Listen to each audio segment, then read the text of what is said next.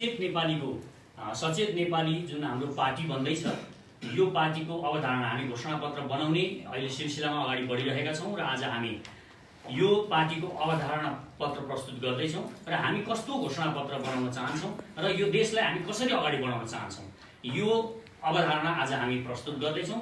र अहिले हामी यो अवधारणा जब प्रस्तुत गर्छौँ, यहाँ हामी विचारहरू लिनेछौँ र नेपालभरि र संसारैभरि जसले पनि हामीलाई हेरिरहनु भएको छ उहाँहरूसँग हाम्रो विनम्र अनुरोध छ, हाम्रो अवधारणा जुन सुनिसकेपछि यहाँहरूले आफ्नै किसिमले के लाग्छ तपाईहरुलाई ती अवधारणाहरू सुनेर आफ्ना क्रिया र प्रतिक्रियाहरू दिनुहुन पनि हार्दिक अनुरोध गर्छु। र सर्वप्रथम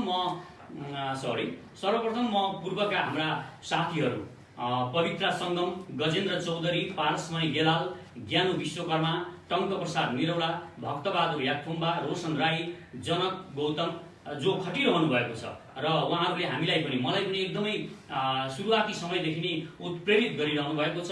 उहाँहरू सबैलाई एकपटक ताली बजाएर उहाँहरूलाई पनि प्रेरणा दिने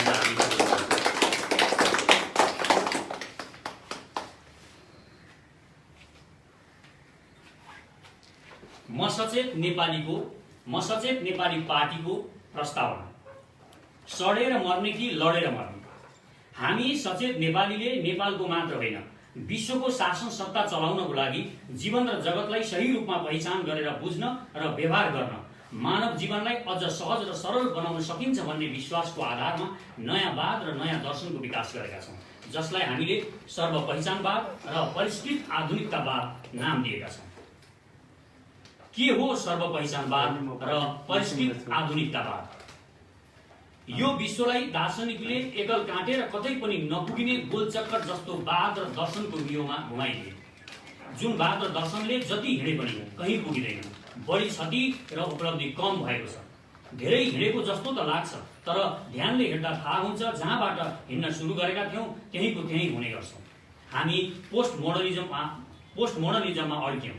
हामी कोही उत्तर आधुनिकता भन्दा धेरै फरक सोच्ने गर्छौँ, तर आफूलाई उत्तर आधुनिक नै भनिरहेका छौँ। हामी जस्ता उत्तर आधुनिकताको परिभाषाभित्र नपर्ने तथा अहिले चलेका कुनै पनि वाद र दृष्टिकोण भन्दा आफ्नो सोच फरक पाउनेहरूका लागि र यस सर्वव्यापी चराचर जगत र यहाँको दृश्य अदृश्य पदार्थको अस्तित्व ठिक ढङ्गले र उसको वास्तविक स्वरूपमा सही पहिचान गरेर व्यवहार गरे मात्र त्यसबाट संसार र मानवतालाई फाइदा हुन्छ भन्ने सर्वव्यापी र सम्पूर्ण दृष्टिकोणको विकास गर्नका लागि सचेत नेपालीले सुपर मोडर्निजम अर्थात् परिष्कृत आधुनिकतावाद र सर्वपहिचानवादको विश्वव्यापी अवधारणा अघि सारेको हो।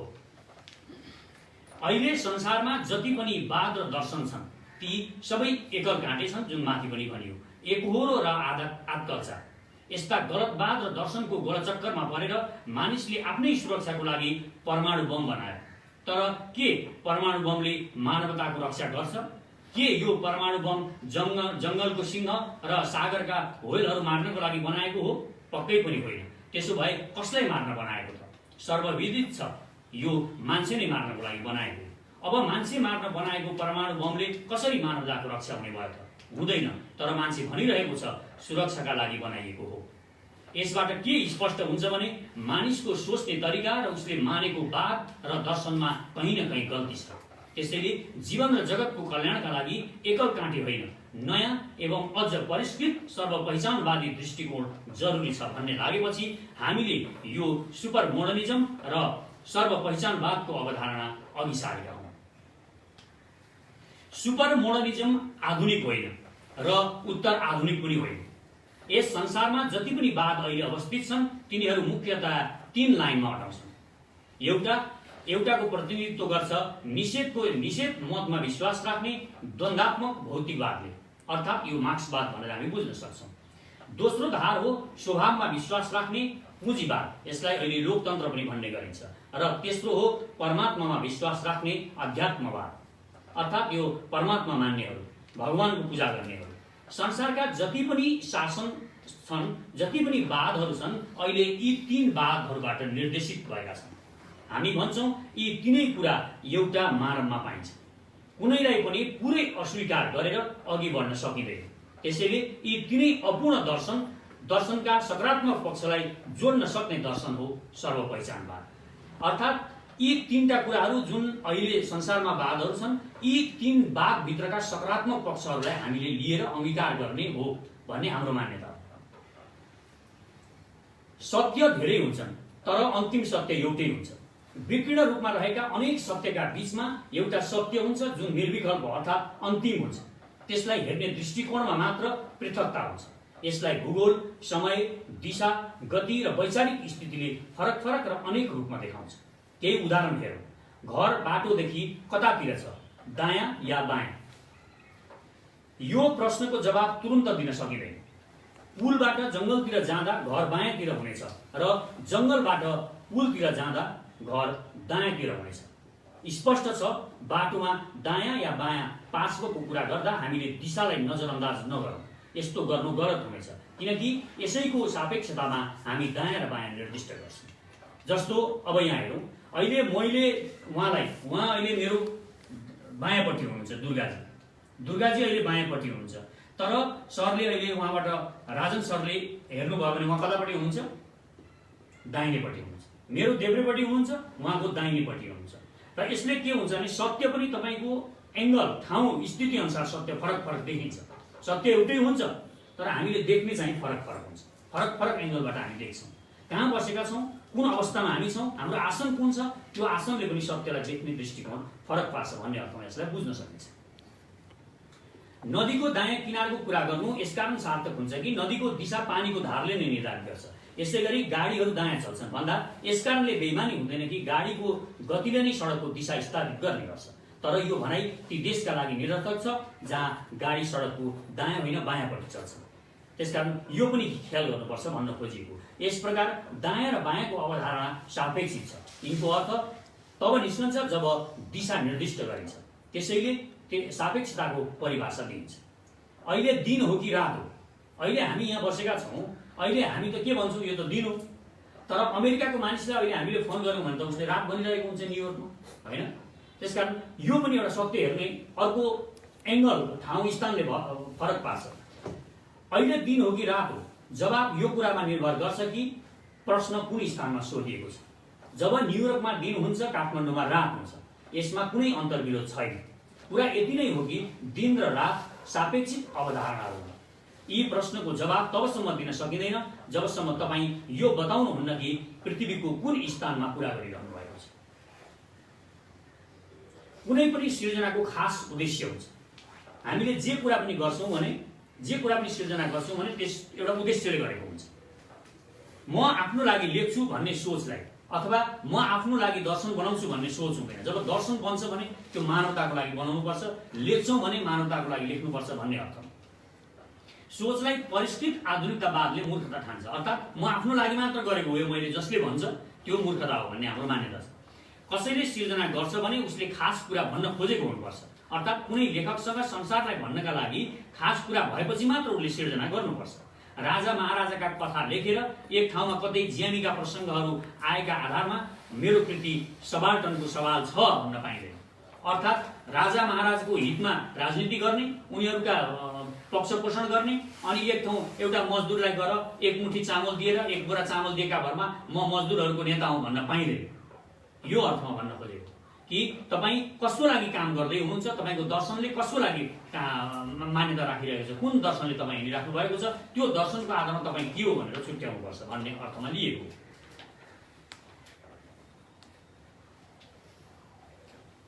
यदि कोही मनोरञ्जनको लागि लेख्छ भने मनोरञ्जन उसको उद्देश्य हुन आवश्यक छ।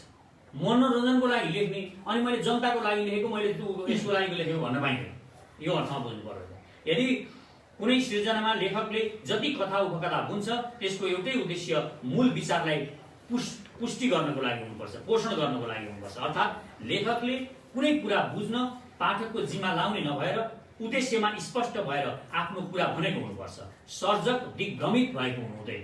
अर्थात् हामी अब राजनीतिमा आएका छौँ, हामी युवाहरू, अब हामीले यो देशको शासन सत्ता सम्हालेर यो देशलाई हामी विकसित गर्न चाहन्छौँ भन्ने भइसकेपछि हामी दिग्भ्रमित भन्ने होइन। हामी एकदम लक्ष्यमा, हाम्रो फोकस के हो? हाम्रो पद प्रतिष्ठा फोकस होइन। हामी पदमा जानु हाम्रो उद्देश्य छैन।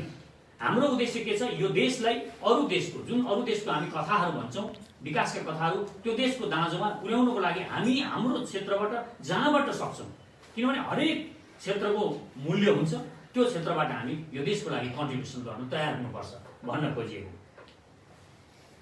मतलब निर्मातालाई सबै कुरा थाहा हुनुपर्छ। यदि तपाईँ कुनै घरको बारेमा बुझ्न चाहनुहुन्छ भने त्यो घर भत्काएर त्यसको एक एक इँटा र गिट्टी फलामको बारेमा तपाईँले बुझिरहनु पर्दैन, तपाईँले त्यसको हिसाब किताब गरिरहनु पर्दैन, त्यो आवश्यकता छैन।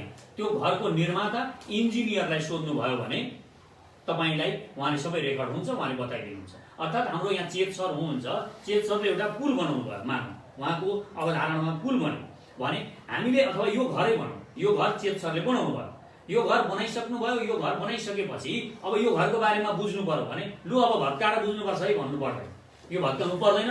सरसँग सबै हिसाब हुन्छ, यो घरमा कति इँटा लागे, कति ढुङ्गा माटो के लागेको छ, यो सबै छड कति लाग्यो, सबै कुरा उहाँले बताइदिनुहुन्छ। हामी स्पष्ट रूपमा बुझ्न सक्छौँ।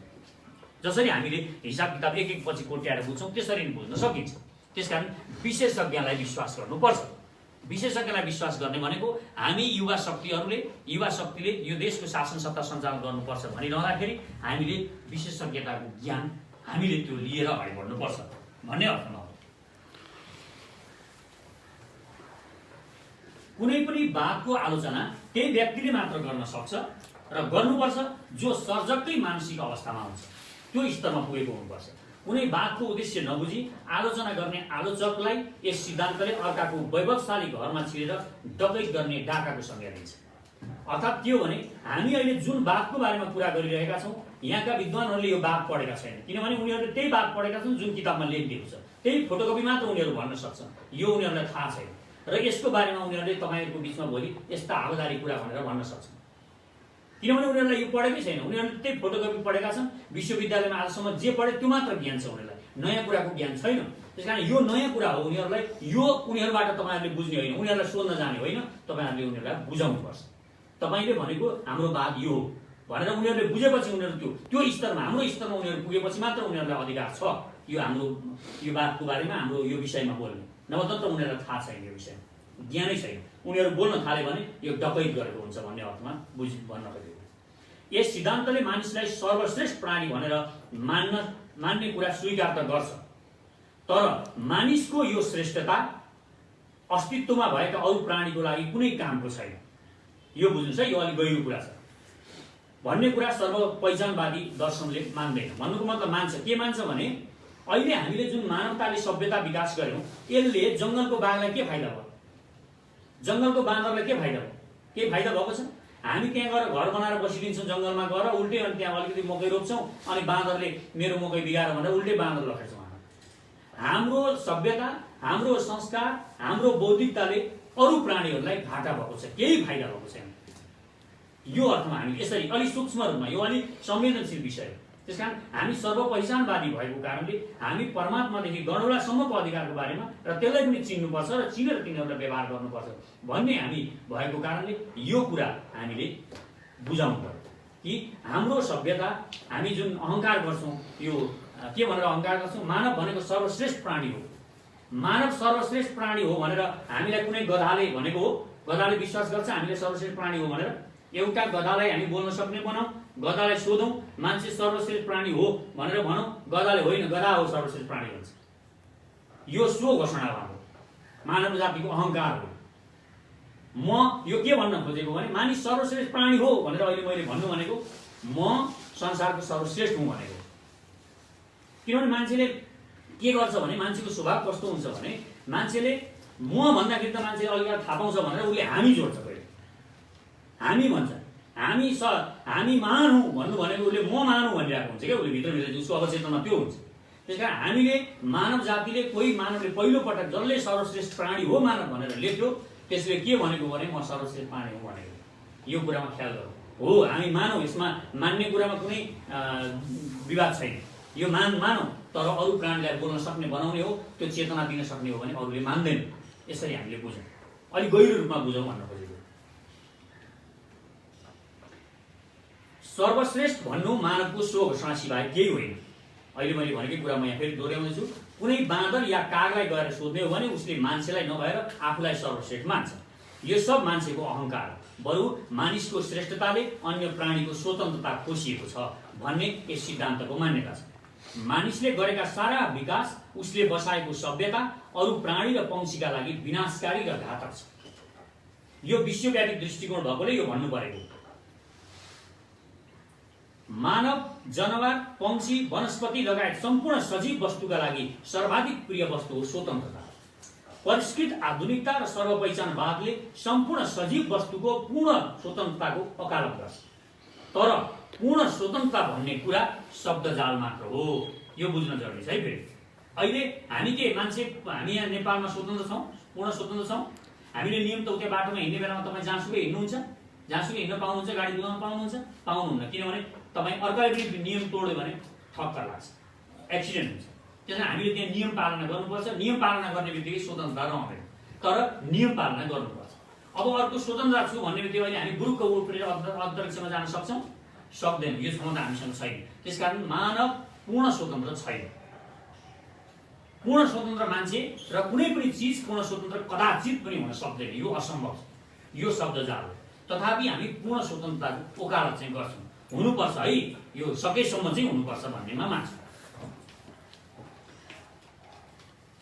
पदार्थ कहिल्यै पूर्ण स्वतन्त्र हुन सक्दैन भनेको यो पदार्थ मानौँ, यहाँका केही चिज पनि पूर्ण स्वतन्त्र हुन सक्दैन। अन्तरिक्षको नियम पनि हुन्छ, पहिला पृथ्वीको नियम हुन्छ, त्यस पछाडि अन्तरिक्षको नियम हुन्छ, आफ्ना नियमहरू हुन्छन्, त्यो नियममा रहेकै हुनुपर्छ भन्ने अर्थमा यो बुझौँ।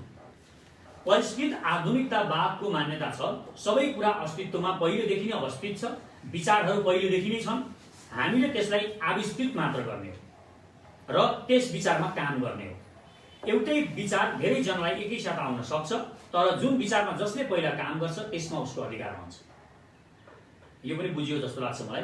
परिष्कृत आधुनिकतावाद र सर्वपहिचानवाद मानव जातिको अथाह शक्तिमाथि विश्वास राख्छ। यस सिद्धान्तको मान्यता छ हरेक झुसी किरामा पुतली बन्न सक्ने सम्भावना रहेको हुन्छ, हरेक आँपको कोयामा एउटा वृक्ष बन्ने सम्भावना रहेको हुन्छ, हरेक मानिसमा अनन्त सम्भावना रहेको हुन्छ। त्यो महान सामर्थ्यलाई जगाउन सकिएको छैन। जसले आफ्नो शक्तिलाई चिने तिनीहरूले वैज्ञानिक, दार्शनिक, आध्यात्मिक र अन्य विविध चमत्कार गरेका उदाहरणहरू प्रशस्त छन्। प्रत्येक मानिसलाई आफ्नो शक्ति चिनाउन र त्यस शक्तिको प्रयोग सृजनशील र सकारात्मक क्षेत्रमा गराउन खाँचो छ, अभिप्रेरणाको खाँचो छ। दर्शनले मानिसको शक्ति जगाउन अभिप्रेरकको भूमिका निर्वाह गर्नुपर्दछ भन्ने आग्रह छ सचेत नेपाली। परिष्कृत आधुनिकतावाद र सर्वपहिचानवादले सम्भवमा विश्वास राख्छ।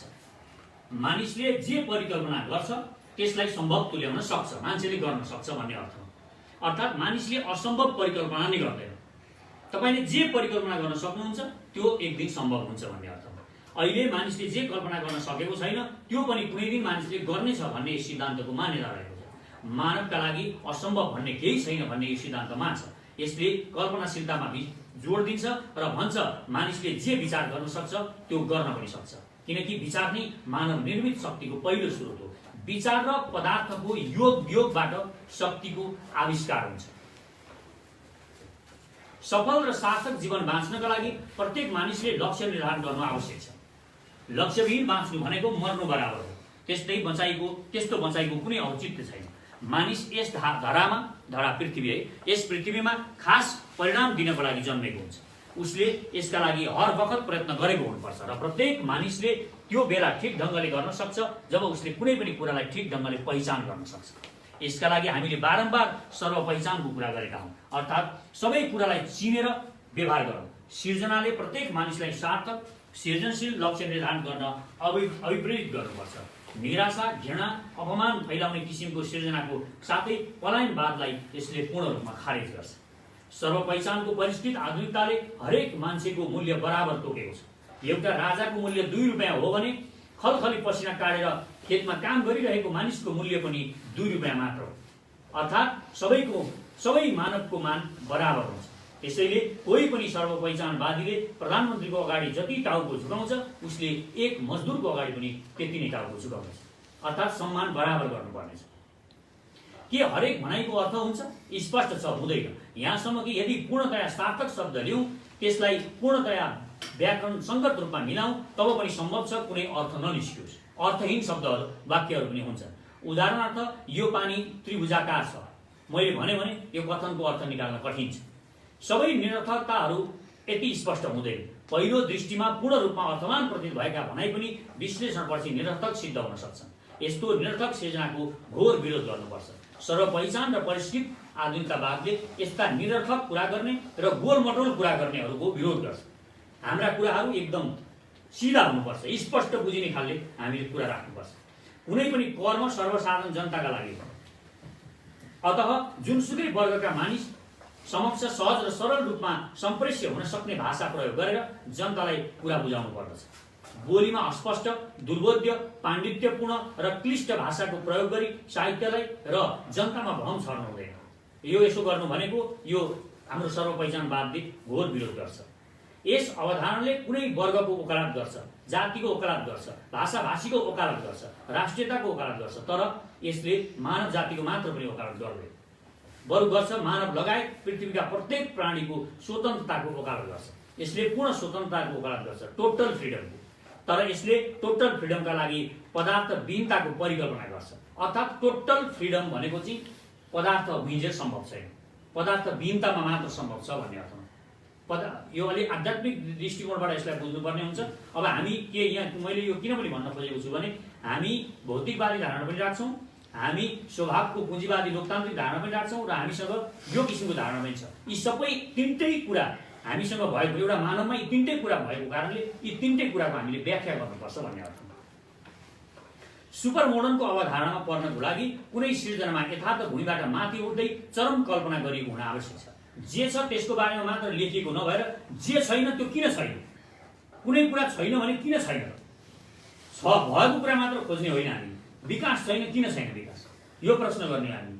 हाम्रामा राम्रा रोड किन बनेका छैन, जुन चिज छैन त्यसको बारेमा पनि हामी बोल्छौँ। त्यसको बारेमा मात्र नलेखिएर नभनेर हामीले खोज्ने र सोच्ने दायरा पनि फराकिलो बनाउँछौँ। दोस्रो कुरा, मानिसले मेरो जाति, मेरो राज्य, मेरो देश, मेरो सिद्धान्त, मेरो धर्म, मेरो सङ्गठन भनेर सङ्कुचित बनिरहनु हुँदैन। उसमा त्यसभन्दा माथि उठेर सोच्ने चेतनाको विकास हुनुपर्छ। ऊ यस ब्रह्माण्ड, यो विश्व ब्रह्माण्डको हुने प्रयास गरेको हुनुपर्छ। अर्थात् हामी यहाँ नेपालको लागि काम गरिरहँदा, नेपालका जनताहरूको लागि, नागरिकहरूको लागि काम गरिरहँदा हामीले ती अफ्रिकाका मानिसहरूको लागि पनि हानि गर्नु हुँदैन। यो पनि हामीले ध्यान दिनुपर्छ। हामीले आफ्नो विकास गरिरहँदाखेरि अफ्रिकामा गरिब मानिसहरू हुनुहुन्छ, त्यो कुरामा ध्यान दिनुपर्छ भनेको। जस्तो अहिले के हुन्छ, अमेरिकनहरूले प्राइभेट जेटहरू राख्छन्, उनीहरूसँग सम्पत्ति छ, प्राइभेट जेट छन्, उनीहरूका एउटै घरमा 5वटा फ्रिज हुन्छन्, एउटै मान्छेका 5वटा मोटर हुन्छन्, उनीहरूले विश्वको वातावरण प्रदूषित गरिरहेका छन्। अनि त्यसको सजाय कसले भोगिरहेको छ? हामीले भोगिरहेका छौँ। यहाँ हामी यहाँ रुख रोप्छौँ, दुःख गर्छौँ, तर त्यसको कुनै परिणाम निस्कँदैन। त्यसकारण हामीले हाम्रो विकास भनिरहँदा, हामीले हाम्रो बारेमा सोचिरहँदा ती अफ्रिकाका मानिसहरूको बारेमा पनि, ल्याटिन अमेरिकीहरूको बारेमा पनि सोचिदिनु पर्यो। हामीले हाम्रो मात्र उन्नति गर्न खोज्नु भएन र यो उनीहरूलाई पनि भनिएको, ती अमेरिकनहरूलाई जो आफ्नो बारेमा सोच्दाखेरि हाम्रो बारेमा सोच्दैन, यसको अर्थमा हामीले बुझ्न खोजेको। यो भयो हाम्रो वाद र दर्शनको कुरा। अब हामी राजनीतिक हाम्रो परिपाटीको विषयमा चर्चा गर्छौँ। अहिलेसम्म हामीलाई लागिरहेको छ अब यस देशमा सबै खाले राजनीतिक क्रान्ति सकियो। विगतदेखि वर्तमानसम्मको राजनीतिक घटना परिघटनालाई अध्ययन गर्दा नेपाली जनताले पटक पटक विभिन्न राजनीतिक सङ्घर्ष गरे। हामीले राणा फालेर प्रजातन्त्र ल्यायौँ, पञ्चायत फालेर लोकतन्त्र ल्यायौँ, राजा फालेर गणतन्त्र ल्यायौँ, यतिले नपुगेर सङ्घीय लोकतान्त्रिक गणतन्त्र ल्यायौँ र हामीलाई लाग्यो अब सबै खाले राजनीतिक क्रान्ति सकियो, अब मुलुक विकास, समृद्धि र शान्तिको दिशामा अघि बढ्नेछ। तर हामीले सोचेको जस्तो केही पनि भएन। तीव्र रूपमा विदेशी दलालहरू सक्रिय भएर आन्तरिक राजनीतिमा दखल दिएर गोलमालको अवस्था सिर्जना गर्दै नेपालीकै विरुद्धमा उचालेर गृहयुद्धको स्थिति सिर्जना मात्र गरेन। विदेशी शक्तिले नेपाली जनताले बनाएको संविधानको विश्व रङ्गमञ्चमै विरोध गर्दै नेपाल सार्वभौम सत्ता अखण्डतामाथि नै धावा बोल्दै नेपाली भूभाग कब्जा गर्नसम्म पछि परेन। यी विविध समस्याका बावजुद हामीलाई लाग्यो बहुमतको सरकार नभएकाले यस्तो स्थिति सिर्जना भएको, तर यसको मुख्य कारण अर्कै र गम्भीर थियो। कुरा बहुमतको नभएर नियतको थियो। यहाँको राजनैतिक शक्तिले विदेशीसँग लम्पसार परेर नेपाल र नेपालीको स्वाभिमान बन्धक राखेर विदेशीको इसारामा अरबौं खाएर आफ्नो सत्ता टिकाउन विदेशी दलाल बनेर नेपाललाई टेन्डरमा चलाउने गर्नु नै यो देशको सबैभन्दा ठुलो समस्या रहेको हामीले बुझ्न सक्यौँ। अर्थात् नेपालको विकास र समृद्धि यो र त्यो बहानामा हुन नदिनु या पछि ढकेल्नुको मुख्य कारण मन्त्री, प्रधानमन्त्री र राजा बन्न, अर्थात् आफू सत्तामा पुग्न र सत्तामा टिकिरहन विदेशीको गुलामी गर्ने प्रवृत्ति मुख्य कारण देखियो।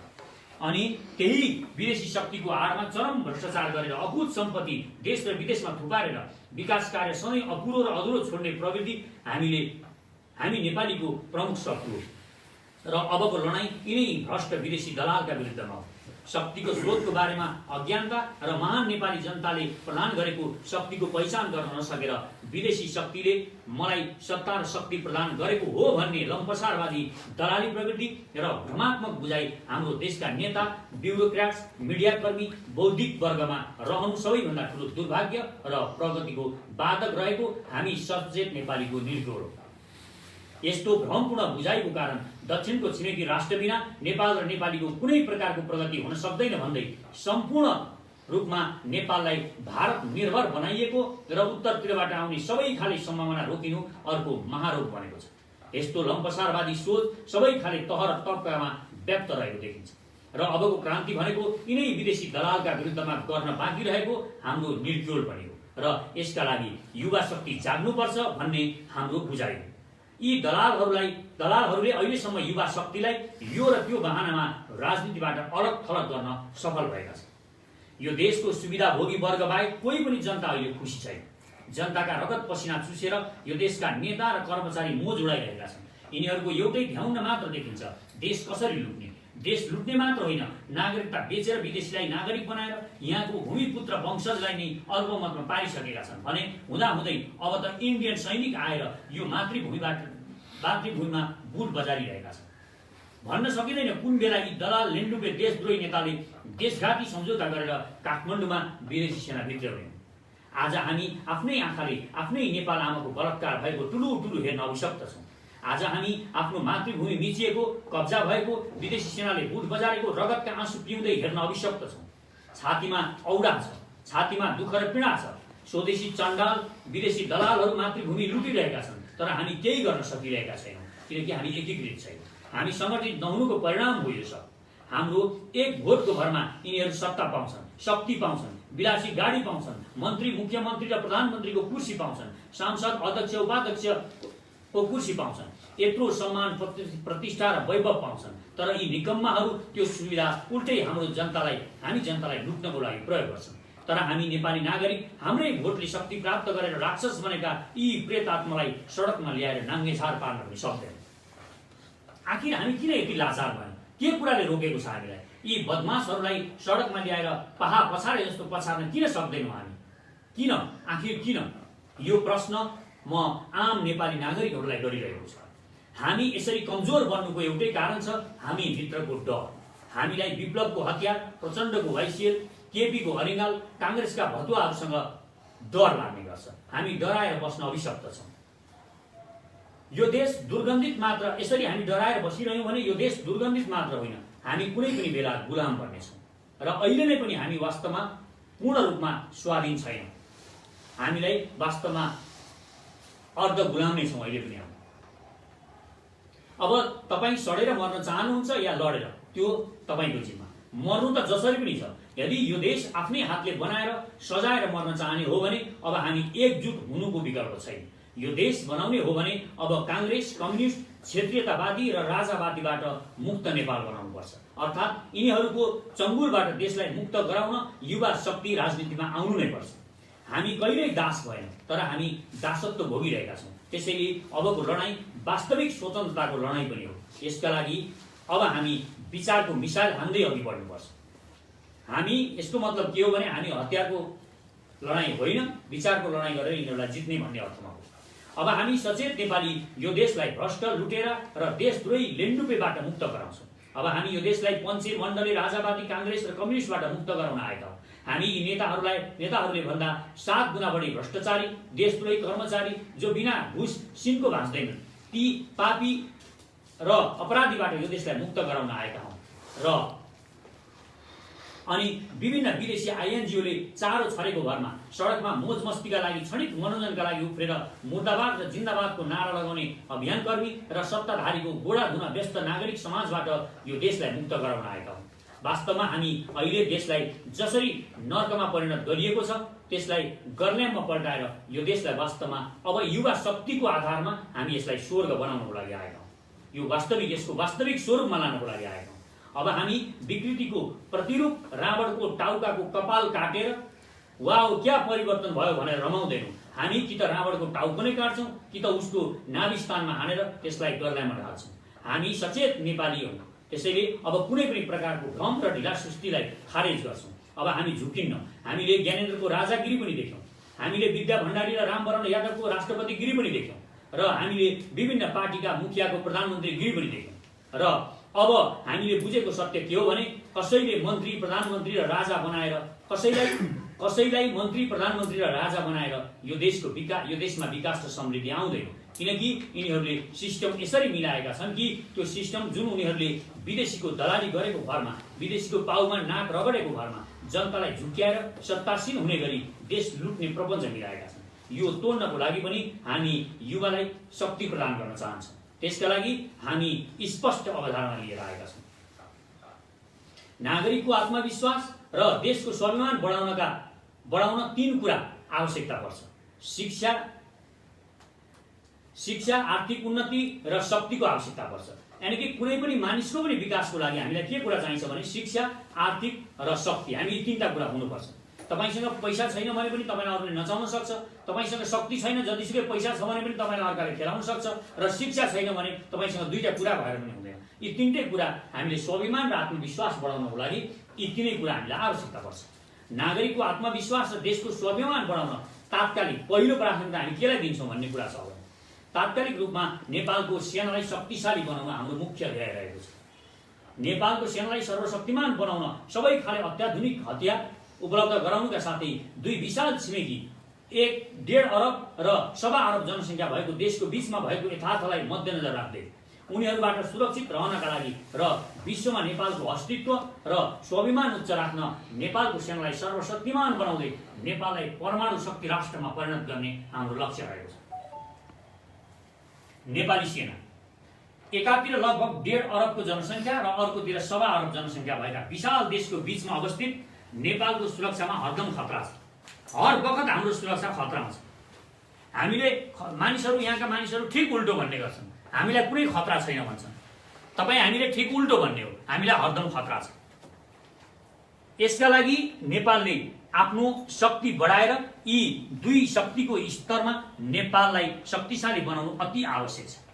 यसका लागि नेपाली सेनालाई प्राविधिक, मनोवैज्ञानिक र सङ्ख्यात्मक रूपमा विश्वकै शक्तिशाली सेनामा परिणत गर्नु हाम्रो लक्ष्य रहेको छ। यो आजको आवश्यकता पनि।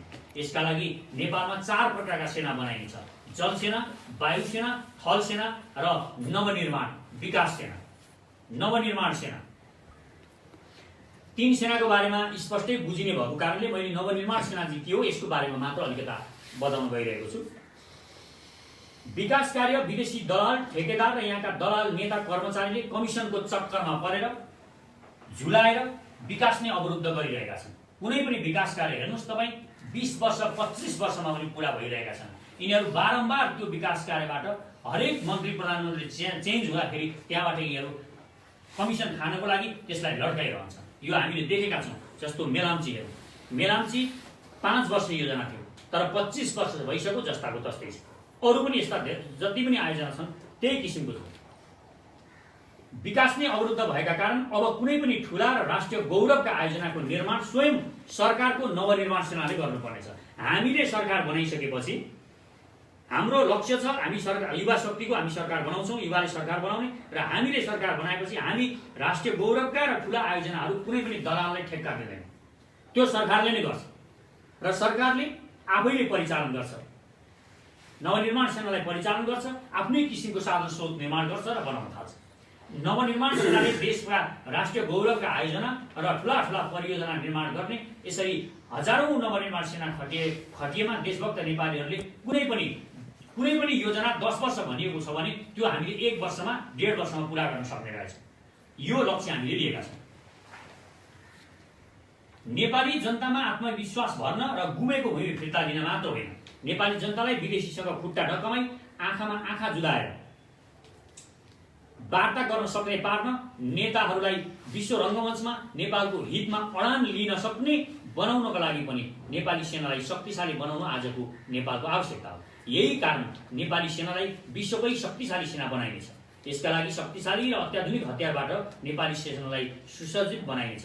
एन्टी-क्राफ्ट मिसाइल, ट्याङ्क, लामो दूरीका क्षेपणास्त्रहरू, सबै प्रकारका हात हतियारहरू नेपाली सेनालाई उपलब्ध गराइनेछ। अब यो जल, थल र वायु तीनै प्रकारको सेना निर्माण गरिनेछ। हामीले जल सेनाको परिकल्पना किन गरेका छौँ, अब यो पनि मैले बुझाउनु जरुरी छ। जल सेनाको हामी ग्रेटर नेपालको अभियान, हाम्रो अन्तिम लक्ष्य ग्रेटर नेपाल हो र हामीलाई के विश्वास छ भने एक दिन ग्रेटर नेपाल बन्नेछ। त्यसको लागि पनि हामी पहल गर्नेछौँ र त्यो ग्रेटर नेपाल निर्माणको लागि हामीलाई र निर्माण भइसकेपछि हामीलाई जल सेनाको आवश्यकता पर्छ र जल सेनाको तयारी पनि अहिलेदेखि हामी गर्नेछौँ। र जासुसी संयन्त्र, अहिले जासुसी संयन्त्र पनि बनाइएको छ र हामीले 2 खालको जासुसी संयन्त्रको परिकल्पना गरेका छौँ। मुलुकको सुरक्षा संवेदनशीलतालाई ध्यानमा राखेर देशको गुप्तचर विभाग शक्तिशाली हुनु अति आवश्यक हुन्छ। विदेशको षड्यन्त्र थाहा पाउन मात्र होइन, नेपाली जनताको कर खाएर विदेशको दलाली गर्ने देशभित्रका देशद्रोहीलाई चिन्न पनि जासुसी संयन्त्र अत्यन्त आवश्यक छ। देश विरुद्ध हुने कुनै पनि घटनालाई पहिला नै पहिचान गरेर मुलुक र जनतालाई जोगाउन 2 किसिमका गुप्तचर विभागहरू आन्तरिक र बाह्य रूपमा हेर्ने किसिमले बनाइनेछ। यो विभाग नेपालको कुनै पनि बेलाको शक्तिशाली नेपालको गुप्तचर विभाग, इजरायलको मोसाद र उत्तर कोरियाको जस्तो शक्तिशाली जासुसी संस्थाको स्थापना गरिनेछ। आन्तरिक गुप्तचर विभाग प्रधानमन्त्रीको मातहतमा रहने गरी र बाह्य गुप्तचर विभाग राष्ट्र प्रमुखको मातहतमा रहनेछ। यो ख्याल गर्नुहोस् है, आन्तरिक चाहिँ प्रधानमन्त्रीको र बाह्य चाहिँ राष्ट्र प्रमुखको, किनभने हाम्रो राष्ट्र प्रमुख प्रत्यक्ष निर्वाचित भनेका छौँ हामीले। अन्तर्राष्ट्रिय गुप्तचर संस्थाको प्रमुख हुनको लागि अन्य योग्यताका साथसाथै अविवाहित हुन अति आवश्यक भनेका छौँ हामीले। अन्तर्राष्ट्रिय गुप्तचर विभागको प्रमुख हुनलाई अरू धेरै योग्यताहरू चाहिन्छ, त्यो सँगै ऊ अविवाहित हुनु अनिवार्य गरेका छौँ हामीले। त्यो के कारण हो पछि हामी घोषणापत्रमा अरू उसमा पुर्याउनेछौँ। यसका लागि आवश्यकता अनुसार सेनाबाट गुप्तचर नियुक्त गरिन्छ र यसमा चाहिँ झन्डै 50% हामीले कल्पना गरेका छौँ। सेनाबाट आदि चाहिँ बाह्य हेर्ने चाहिँ आदि सेनाबाट लगिनेछ गुप्तचर। आर्थिक नीति, आर्थिक नीतिमा 4 खम्बे आर्थिक प्रणाली लागू गरिनेछ। राष्ट्रिय लगानी, सामुदायिक लगानी, व्यक्तिगत लगानी र अन्तर्राष्ट्रिय लगानी गरिनेछ। यति 4 किसिमका लगानीहरू भित्राइनेछ। राष्ट्रिय अब अदालतको हाम्रो परिकल्पना अलिक फरक किसिमको छ। अदालतको राष्ट्रिय विशेष अदालत कायम रहेका, अहिले कायम रहेका अदालती तहलाई यथावत राख्दै राष्ट्रिय विशेष अदालतको गठन गरिनेछ। यो अदालत राष्ट्र प्रमुखको मातहतमा रहनेछ। यस अदालतका न्यायाधीश राष्ट्र प्रमुखबाट नियुक्त गरिनेछ। अदालत न्याय दिने ठाउँ हो, तर नेपालमा अहिले अदालत समेत न्याय किनबेच हुने ठाउँमा परिणत भएको छ। न्यायाधीश नै न्याय किनबेच गर्ने व्यापारी बनेका छन्। भ्रष्ट दलालहरूलाई अदालतमा घुस खुवाएर अपराधबाट उन्मुक्ति पाउन सकिन्छ भन्ने पूर्ण विश्वास भएकाले भ्रष्टाचार, देशद्रोह र अपराधमा निडरताका साथ संलग्न रहने परिपाटीको विकास भएको छ।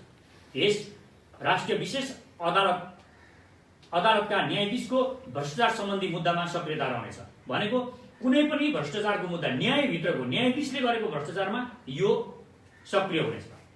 अहिले के छ, न्यायाधीशको भ्रष्टाचार हेर्नलाई कुनै राम्रो बलियो निकाय छैन। त्यो भएर न्यायाधीशले भ्रष्टाचार गरे केही पनि गरो अनुसन्धानै हुँदैन। तर अब यो विशेष अदालत बनेपछि यसले एकजनाले निवेदन दिएको भरमा यो सक्रिय हुनेछ, विशेष अदालत सक्रिय हुन्छ। साथै यस राष्ट्रिय विशेष अदालतका न्यायाधीशको भ्रष्टाचार सम्बन्धी मुद्दामा सक्रियता रहनेछ। साथै मन्त्री परिषदको नीतिगत निर्णय केलाई मान्ने, अहिले नीतिगत निर्णय भन्दै जेप्पा त्यही गरेर मन्त्री परिषदबाट निर्णय गराउँदै खाने परिपाटी छ। कहिले चौधरीलाई अरबौंको कर छुट दिएको छ, कहिले एनसेललाई कर छुट दिएको छ। यहाँ खरबौं भ्रष्टाचार भएको छ। यो नीतिगत निर्णय कुनै एउटा व्यक्तिलाई उन्मुक्ति दिन नीतिगत निर्णय हुनु हुँदैन। जस्तो नीतिगत निर्णय भनेको के हो भने तपाईले एउटा पुण्य प्रसाईको लागि मन्त्री परिषदबाट निर्णय गरियो, एउटा लेखक पुण्य प्रसाद प्रसाईलाई 10 करोड रुपैयाँ दिने भनेर निर्णय गर्यो भने यो नीतिगत भ्रष्टाचार हो। हेर्नुस् है, यसलाई यो के हो हामीले यो पनि बुझ्नु जरुरी छ।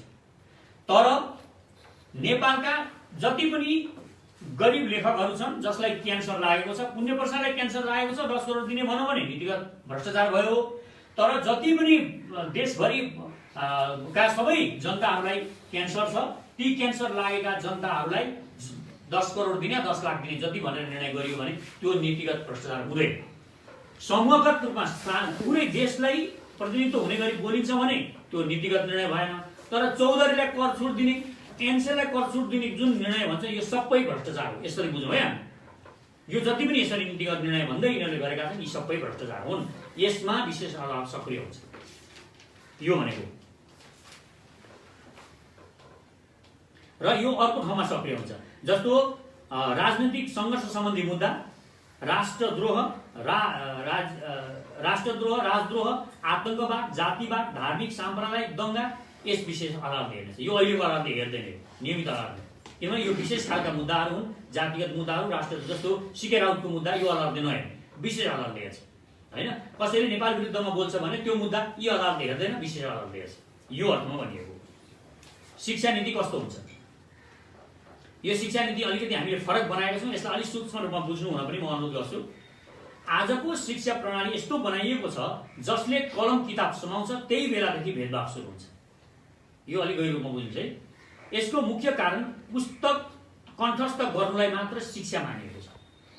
सिप, पेसा र व्यवसायलाई शिक्षाको मान्यता दिएको छैन। राज्यले सबै खाले सिप र शिक्षालाई निःशुल्क गर्नेछ र सिप शिक्षाका आधारमा डिग्रीको व्यवस्था गर्नेछ है। यो अब अलिक गम्भीर कुरा छ है, यो अलिक बुझिएन भने अस्पष्टता हुन्छ। फेरि शैक्षिक डिग्रीका आधारमा मात्र योग्यता। अहिले के हुन्छ भने तपाईँको टियुबाट पिएचडी लिन्छ, एउटा थेसिस बुझाउँछ, पिएचडी लिन्छ। तपाईँ उता जानुहुन्छ एक ठाउँ, एउटा कलेजमा पढ्नुहुन्छ, एक दुईवटा गेस्ट पेपर घोक्नुहुन्छ, त्यो गेस्ट पेपर घोकेको घरमा जाँच दिनुहुन्छ, तपाईँ डिप्लोमा र डिग्रीको सर्टिफिकेट लिनुहुन्छ। हामी यस्तो मात्र गर्दैनौँ भन्ने अर्थमा यो जाँदैछ है। अब शैक्षिक डिग्रीको आधारमा मात्र योग्यता मूल्याङ्कन गरिने छैन। यो परिपाटीलाई तोड्दै सिपमूलक योग्यतालाई पनि समान रूपमा मूल्याङ्कन गरिने नीति लिइनेछ। जस्तो एउटा किसानले 15 वर्ष नियमित कृषि कर्म गरेमा उनको योग्यता सिपको आधारमा प्र्याक्टिकल र मौखिक परीक्षा लिएर स्नातक तहको डिग्री प्रदान गरिनेछ। अब यहाँनिर जाँच कसरी लिन्छ भन्ने कुरा आउँछ है। फेरि परीक्षा चाहिँ दिनुपर्छ किसानले। म किसानमा 15 वर्ष गरेँ भनेर मात्रै डिग्री चाहिँ हुँदैन, उहाँले जाँच दिनुपर्छ। तर लेख्न आउँदैन, लेख्नलाई मात्र शिक्षा भनिएको छ। लेख्न आउँदैन भने उहाँले मौखिक र प्र्याक्टिकल जाँच दिनुहुन्छ। यसरी र उहाँलाई पनि डिप्लोमा बराबरको योग्यता प्रदान गरिन्छ। यानि कि सिपलाई पनि हामी यो डिग्रीको रूपमा सम्मान दिन्छौँ। सिप पनि विद्या हो है भनेको, अहिले चाहिँ विद्या होइन सिप भन्ने आधारमा एउटा कामी दाइले मस्त टुकी बनाउनुहुन्छ, एउटा गाउँ उज्यालो बनाउनुहुन्छ, एउटा फलामको फाली बनाउनुहुन्छ र पुरा गाउँको खेत जोतिन्छ, तर उहाँको शिक्षा मानिँदैन। अनि एउटा कहाँबाट त्यो कहिले हलो नजोतेको मान्छे, कहिले केही गर्न नजाने मान्छे त्यहाँ आएर म डिप्लोमा पढेँ भन्छ, उसलाई खेती गर्न पनि आउँदैन, बेरोजगार हुन्छ। यो परिपाटी छ, यो परिपाटी तोड्नुपर्छ भन्ने हाम्रो मान्यता हो। यसै गरी 25 वर्ष निरन्तर कर्म गरेर कुनै पेसा, व्यवसाय र सिपमा विज्ञता हासिल गरी विषयगत प्र्याक्टिकल र मौखिक परीक्षा पास गरे उनलाई पनि डाक्टरेटको उपाधि दिइनेछ। अब यो गम्भीर कुरा छ है।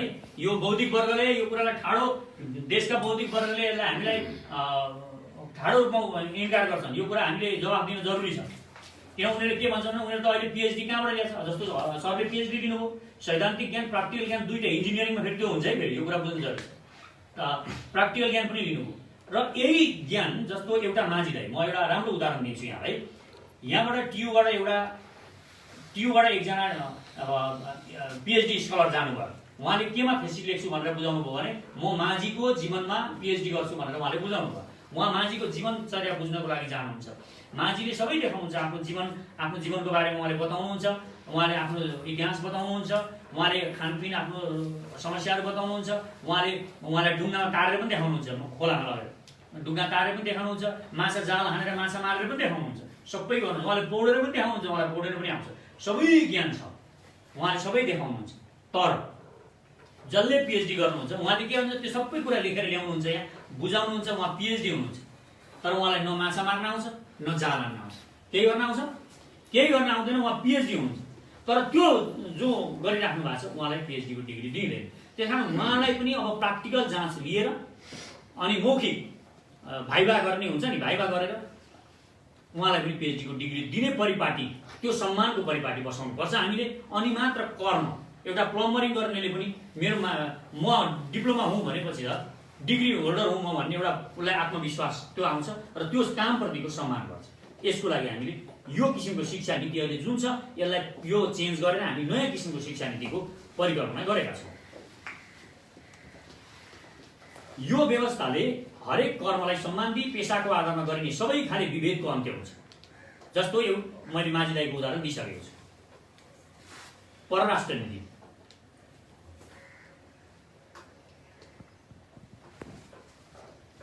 विश्वमा असंलग्न परराष्ट्र नीति अवलम्बन गर्ने कुनै पनि राष्ट्रको उन्नति पञ्चशीलको आधारमा असंलग्न परराष्ट्र नीति भन्छन्। यो पनि असंलग्न हामीले यसरी बुझ्नुपर्ने हुन्छ। एउटा न्याटो, एउटा वार्सा, अर्को असंलग्न भनेर बसे यिनीहरू। तर असंलग्न पनि असंलग्न भइसकेपछि त्यो पनि त एउटा गुट भनौँ नि त, त्यो आफै एउटा अर्को गठबन्धन भयो नि त। यो बुझेन संसार र यसलाई प्राय जसो इन्डियाले आफ्नो लागि दुरुपयोग गर्यो। असंलग्न परराष्ट्र नीति भन्दै हाम्रा वरिपरिका राष्ट्रहरूलाई आफ्नो वरिपरि घुमाउनलाई, यिनीहरू हामीरा वरिपरि यति राष्ट्र छन् है भनेर विश्वमा धमास दिनको लागि उसले शक्तिको रूपमा प्रयोग गर्यो यो असंलग्न परराष्ट्र नीतिलाई। अहिले त्यही इन्डिया अहिले उसले चाहिँ के गर्यो भने यता असंलग्न भनिरह्यो, उता रुससँग गठबन्धन गर्यो। हेर्नुहोस् है, 20 वर्ष रुससँग सैनिक गठबन्धन गर्यो, बङ्गलादेशलाई पाकिस्तानमा आक्रमण गरेर बङ्गलादेश टुक्रियो हो। अब वार्सामा ऊ त गयो नि त गठबन्धनमा छिर्यो, तैपनि ऊ आफूलाई असंलग्न भनेर हामीलाई भ्रम पाइरह्यो। अहिले ऊ आफै फेरि अमेरिकाको गठबन्धनमा छिरिसकेको छ, अब असंलग्न होइन म भनिरहेको छु। त्यसकारण यो हामीलाई दिग्भ्रमित पार्ने खेल हो असंलग्न। र असंलग्न परराष्ट्र नीति मान्ने कुनै पनि राष्ट्र हेर्नुहोस् तपाईँ भरे गएर कुनै पनि राष्ट्र विकसित भएका छैन, कुनै पनि राष्ट्रले उन्नति गर्न सकेका छैन।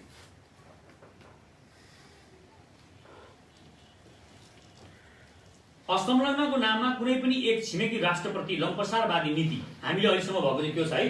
असंलग्न भन्ने तर इन्डियाको गुलामी गर्ने, इन्डियाको चाकरी गर्ने, उसँग टाँसिने, यस्ता किसिमका राष्ट्र नेताहरू हामीले बनायौँ। आत्मसमर्पणवादी ढुलमुले चरित्र देखाएर विश्वमै नेपालप्रति अविश्वास उत्पन्न भयो यो कुराले। र नेपाल चाहिँ इन्डिया नै हो कि क्या हो भनेको जस्तो एउटा भ्रम छरियो। जसलाई संसारले असंलग्न राष्ट्र मानिरहेको हुन्छ त्यो नै गुटमा परिणत भएर विश्व 3 गुटमा परिणत भएको कुरा त मैले बताइ नै सकेँ। एक किसिमले भन्नुपर्दा असंलग्नताको औचित्य समाप्त भइसकेको छ अहिले यो स्थिति छ। त्यसकारण यो विचारमा झुन्डिनुको कुनै तुक छैन। नेपाल र नेपालीको अनुकूल हुने गरी नेपाललाई जहाँ र जुन राष्ट्रबाट फाइदा हुन्छ त्यही आधारमा संलग्नताको सिद्धान्त अवलम्बन गर्ने हामी यो गर्छौँ। हाम्रो यो धारणा छ, हामीलाई जो मुलुकबाट फाइदा हुन्छ, चाहे त्यो नर्कको यमराजबाट पनि यो देशलाई फाइदा हुन्छ, यो देशमा समृद्धि आउँछ, यो देशका जनतालाई हित हुन्छ भने हामी त्यो यमराजसँग पनि गरेर सम्झौता गर्छौँ र हाम्रो फाइदाको लागि काम गर्छौँ। यो कुनै देशको मात्र कुरा छैन। विभिन्न बहानामा नेपाल भित्रिएका अनेक नामदारी, अब यहाँ अर्को अनुदान सम्बन्धी छ। अहिले एमसीसीको विरोध गरेनन्, एमसीसी के हो भन्ने पनि कुरा आउँछ। यसमा पनि हामीले हाम्रो कुरा के हो भन्नुपर्ने हुन्छ। र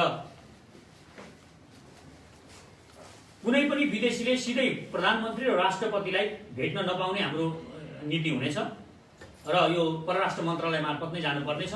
कुनै पनि सरकारी कर्मचारी या पदाधिकारीले विदेश भ्रमण गर्नको लागि परराष्ट्र मन्त्रालयबाट स्वीकृति लिनुपर्नेछ। यहाँ जसलाई मुन लाग्यो, जसले बोलायो त्यो गुटुनुङ कुदिने 1 लाख 2 लाखमा पठाइदियो भने गुटुनुङ कुदिहाल्ने यो हुँदैन। राष्ट्रले थाहा पाउनुपर्छ अरे को जाँदैछ। नगरपालिकाको नगर प्रमुख जाँदा पनि यो देशलाई थाहा हुनुपर्छ यो कुन देशमा के नियमले गइरहेको छ, परराष्ट्र मन्त्रालयमा थाहा हुनुपर्छ। त्यो कारणले हामीले यो ल्याएको। नभए अहिले यस्ता अनेकका मान्छेहरू कुदिरहेका छन् र नेपालको बारेमा गएर नराम्रो कुरा बोलिरहेका हुन्छन्। यिनीहरूले के बोल्छन् भन्ने कुरा पनि हामीलाई थाहा हुँदैन। त्यसकारण यसलाई पनि अनुगमन गर्नुपर्छ। र अनुदानको सवालमा कुनै पनि राष्ट्रले आफ्नो स्वार्थ नभई अर्कालाई सित्तैमा गुन्द्रुक पनि नदिने भएकाले एमसीसी मात्र होइन, हामी सबै खाले अनुदान बन्द गरेर नेपाल र नेपालीको आवश्यकताको परियोजनामा सस्तो ब्याजमा ऋण लिने, हामी ऋण लिने अनुदान नलिने है, सस्तो ब्याजमा ऋण चाहिँ लिने भनेका छौँ। र देश विकास गर्ने, देशमा समृद्धि ल्याउन सकिन्छ र यसको लागि अनुदान लिनु पर्दैन, हामी पौरख गर्ने पट्टि लाग्नुपर्छ भन्ने अर्थमा हो। विभिन्न बहानामा नेपाल भित्रिएका अनेक नामधारी एनजिओ आइएनजिओले नेपालमा अनेक वितण्डा मचाउने गरेको मात्र छैन, नेपालको पौरखी सोचमा समेत कायरता र मगन्ते प्रवृत्तिको हावी गर्न सफल भएका छन्। साथै जातिगत, धार्मिक, क्षेत्रीयगत रूपमा नेपाली बीच वैमनस्य उत्पन्न गराएर फुटाएर आफ्नो स्वार्थ लाद्न सफल भइरहेका छन् यस्ता एनजिओ आइएनजिओ। र यी सबै किसिमका आइएनजिओ र एनजिओहरूलाई हामीले खारेज गर्छौँ। नागरिकता सम्बन्धी नेपालका कुनै पनि राजनीतिक परिवर्तनको समयमा इन्डियाले नेपालमा कुनै पनि प्रयोजनले बसोबास गर्दै आएका आफ्ना इन्डियन नागरिकलाई र चीनको तिब्बतबाट नेपाल पसेका चिनिया नागरिकलाई बसको टिकट बाँडे जस्तो गरी नेपाली नागरिकता वितरण गर्ने परिपाटी 2045 सालपछि सुरु भएको थियो र यी सबै किसिमका नागरिकताहरूको छानबिन गर्ने र जसले नक्कली नागरिकता वितरण गरेको छ लिनेलाई भन्दा दिनेलाई कठोर सजाय गर्ने, किनभने दिने सबैभन्दा ठुलो अपराधी पैसाको लोभमा परेर दिनु। अङ्गीकृत नागरिकलाई कुनै पनि किसिमको राजनीतिक अधिकार दिनु हुँदैन। अङ्गीकृत नागरिकको स्थानमा राष्ट्रिय परिचय पत्र दिने र वंशजले मात्र यो देशको राजनीति गर्न पाउने अथवा राजनीतिक अधिकार वंशजलाई मात्र दिने।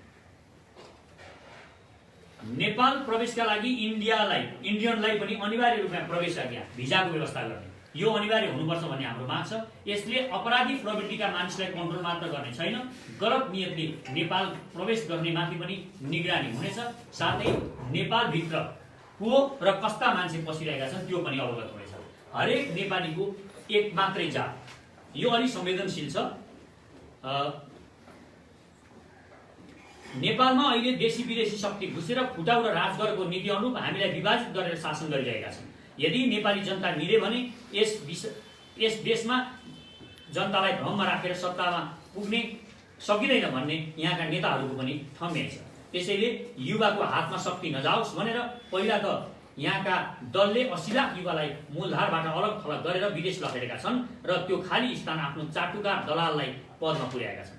तपाईँ अहिले नगरपालिका, गाउँपालिका अनि महानगरका पदाधिकारीहरूलाई हेर्नुहोस्, तिनमा 90% चोर, डाका, लुच्चा, लफङ्गा, दलाल र टोले गुण्डा अपराधीहरू छन्। पढे लेखेको बौद्धिक युवा एउटा पनि त्यहाँ छैन। दरिलो गरी भ्रष्टाचारको मुद्दा चलाउने हो भने पुरा पालिकाहरू, यो देशका नगरपालिका र गाउँपालिकाहरू खाली हुन्छ। अहिले यो स्थिति छ, त्यति भ्रष्ट मानिसहरू छन्, सबका सब भ्रष्ट छन्। केन्द्रदेखि गाउँसम्म कोही जनताप्रति उत्तरदायी छैन। लुटेर पैसा कमाएर फेरि त्यही पैसाको बलमा अर्को पटक चुनाव जित्ने परिपाटी छ। यो विश्वासले उनीहरू काम गरिरहेका छन् र लुट्न लागेका छन्। त्यसपछि केही स्वच्छ मानिस छन् जो देशको वास्तविक चिन्ता गर्छन्, यहाँका व्यक्ति र विसङ्गति अनि भ्रष्टाचारबाट आजित छन्। उनीहरूले परिवर्तनका लागि दस्तक दिने त गर्छन्, टकटक त पार्छन् उनीहरू, तर राजनीतिक दल र विदेशी शक्तिले यिनलाई बाहुन, क्षेत्री, दलित, जनजाति र मधेसी भनेर भिडाइदिएको। यस्ता जागरुक युवा यी राजनीतिक दलको विरुद्धमा खडा हुनुपर्नेमा चुच्चे र थेप्चे, पहाडे र मधेसी, दलित र बाहुन भनेर आफै लडेर बसेका छन्। यो सबै कुरा नेपाली नागरिकलाई बुझाएर नेपालका सबै युवालाई एक छानामुनि ल्याउने महान उद्देश्य रहेको छ सचेत नेपाली। जात जातिको अहंकार निकै विनाशक हुन्छ। संसारमा जति पनि भयानक हिंसा भएका छन् ती प्राय जसो जातिवादी अहंकारको कारणले भएका छन्। नेपालमा पनि अहिले तिमी नीच जात, म उच्च जात भन्ने जुन अहंता छ त्यसको मुख्य कारण भनेको अशिक्षा, अज्ञानता र विकृति हो। त्यसकारण हामी यसलाई जरैबाट उन्मूलन गर्न चाहन्छौँ। नेपाल जातविहीन हुनेछ। सचेत नेपालीले कसैको पनि नामको पछाडि जात लेख्न आवश्यकता ठान्दैन। यो गम्भीर कुरा छ, यसमा ध्यान दिनु होला है। पछि तपाईहरुको मतको यसमा आवश्यकता पर्छ। म सचेत नेपाली पहिचान नयाँ तरिकाले स्थापित होस् भन्ने चाहन्छौँ। हामी जातको ठाउँमा हामी बाबु र आमाको नाम लेख्ने प्रथाको सुरुवात गर्न चाहन्छौँ। जस्तो कोही राम कार्की छ र उसको आमाको नाम सूर्य, उसको बुबाको नाम सूर्य र आमाको नाम सविता कार्की रहेछ भने राम कार्कीको ठाउँमा चाहिँ राम रहन्छ र थरको ठाउँमा सूर्य र सविता, आमा र बुबाको नाम राख्ने भनेका छौँ हामी। र यो नाम परिचय पत्रमा 5 पुस्तासम्म खुलाइने हुनेछ र यसपछि कोही छोरीले विवाहपछि पुरुषको थर लिनु पर्दैन। यो नारीवादी दृष्टिकोणबाट पनि राम्रो छ, किनभने अहिले नारीहरूले बिना बित्थामा आफ्नो थर पुरुषसँग बिहा गरेपछि थर छोड्नु परेको छ। उहाँले पुरुषको थर लिने चलन छ। अब भर्खर अहिले त सुधार आउँदैछ फेरि आफ्नै थर राख्ने भनेर, तर बिना सिक्तिमा उनीहरूले राख्नु परिरहेको छ भनेपछि यहाँ नारीलाई अपमान पनि गरिएको छ। यो अर्थमा पनि हामीले आफ्नै आमा बुवाको नाम राखियो भने के हुने भयो? मैले मेरो आमा बुवाको नाम राखेँ, मेरो छोराले मेरो र मेरो श्रीमतीको नाम राख्ने भए, हामी सबैले त्यसो गर्दा इतिहास पनि आउने हो। अहिले हामी 3 पुस्ता पछाडिको हाम्रा बुवा, हजुरबुवा, जिजुबुवाको नाम आउँदैन हामी कसैलाई, किनभने हामीले इतिहास बिर्सेका छौँ। तर जात कहाँबाट आयो हामीलाई थाहा छैन। हाम्रो यहीँको इतिहास पनि हामीले छोडेका छौँ। यो कारणले गर्दाखेरि हामीले इतिहास बचाउनको लागि पनि यो आवश्यक हुन्छ भन्ने हामीलाई लागेको छ।